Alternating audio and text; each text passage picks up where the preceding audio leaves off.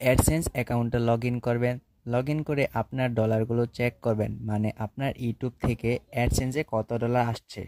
আপনি এটি দেখার জন্য প্রথমে গুগল ক্রোম ব্রাউজারে যাবেন।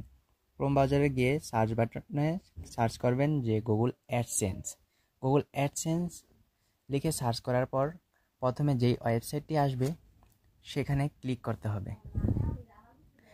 ক্লিক করার কয়েক সেকেন্ড সময় নেবে, তারপর আসবে যে শুরু করো।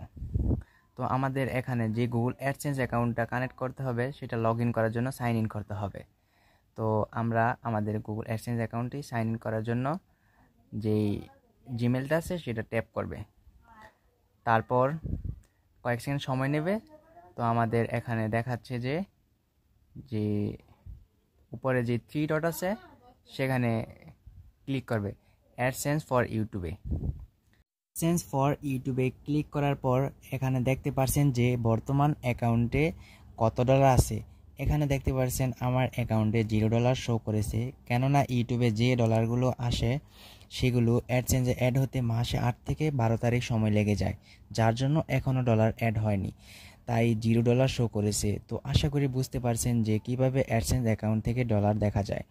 যদি ভিডিওটা ভালো লাগে তাহলে লাইক এবং সাবস্ক্রাইব করে পাশে থাকবেন। ধন্যবাদ।